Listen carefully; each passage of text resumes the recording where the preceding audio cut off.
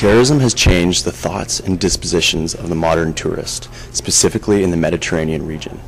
This region of the world has a large diversity of tourism destinations, as well as the world's most historic sea, the Mediterranean. Tourism is second only to oil as the world's leading export commodity, and has been fastest growing economic sector over the last 2 decades. The Mediterranean region is no exception, as the dependence upon tourism in this region is extremely high. As much as the region benefits from the tourism industry, there are drawbacks, specifically with safety concerns. With the growth of tourism comes an increase in terrorism. The political, cultural, and economic differences of countries in this region affect the number of visitors to the region, mainly due to the history between these nations. This tension creates a hotbed for hate, leading to terrorism.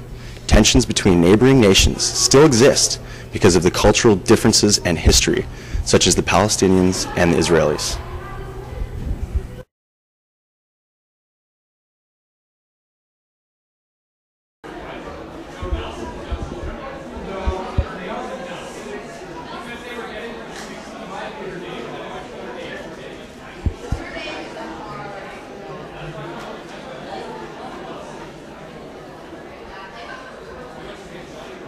As defined by the World Tourism Organization, tourism is comprised by the activities of persons traveling to and staying in places outside their usual environment as for not more than 1 consecutive year for leisure, business, and other purposes.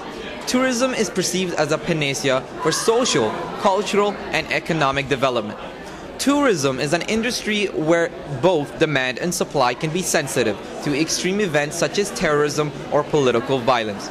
Terrorism, on the other hand, is premeditated use or threat of use of violence by individuals or subnational groups to obtain a political or social objective through the intimidation of a large audience, beyond that of the immediate victim.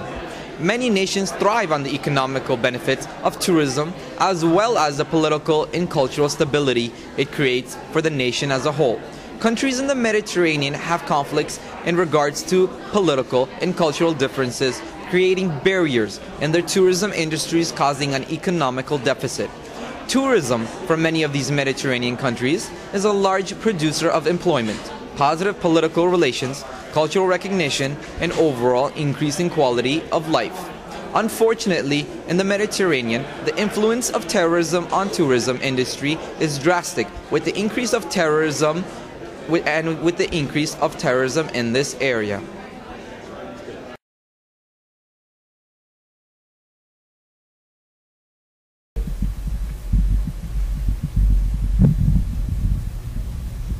The purpose of our presentation today is to help not only inform but enlighten and reveal the motives and impacts of terrorism on the tourism industry in the Mediterranean region. One of our main objectives is communicating the reality of terrorism rather than the media-created stigmatization of terrorism.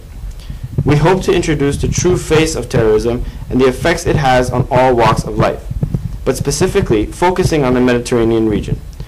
Terrorism has been a significant problem in the tourism industry as far back as tourism itself has existed. The main focus of our project is geared towards the impact of terrorism on the tourism industry in the Mediterranean regions, where most of the turmoil is visible and where most of tourism has occurred over time.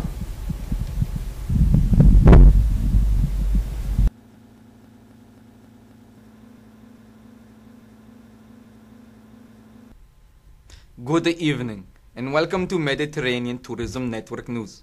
I'm your anchor, Majid Iqbal. Tonight we have some interesting developments to report on tourism industry. We will first start off by sending you to our Jewish correspondent, Joseph Steinberg, who has prepared a report. Joseph? Tourism demand is sensitive to the influence of political violence and terrorist attacks, since tourists, like everyone else, value tranquility and peace for the enjoyment of the pleasures and activities offered by destinations.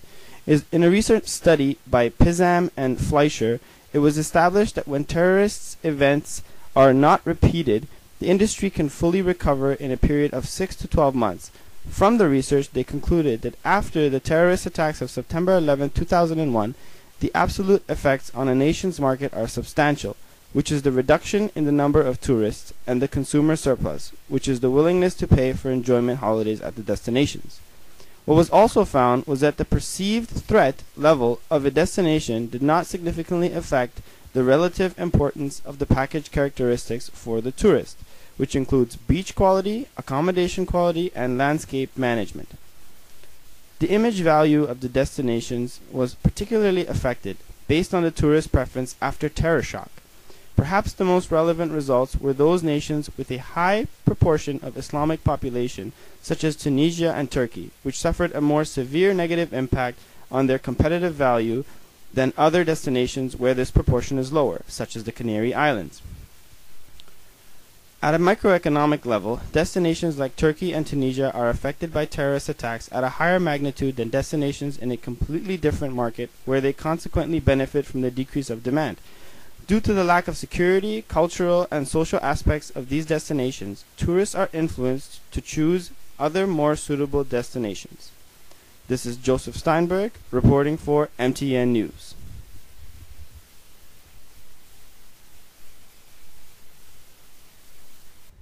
Thank you, Joseph. Now for our segment on liberal view on media, we head to Ottawa, Ontario, where our Arab correspondent, Mohammed Sadiqi, is covering a story. Mohammed?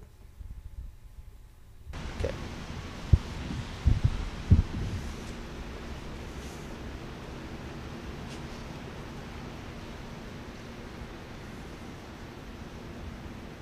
Major parts of the global media misinterprets terrorism and mass killings to a point where it seems that it is more prevalent than it really is. Sure, they provide a general outlook on international activity, but the real question is, how accurate is the information provided? Mass media essentially enables and encourages terrorist slaughtering of innocent people by supplying and providing propaganda for the terrorist cause. Think about it. Without the gain, there would be less incentive for the horrific behavior.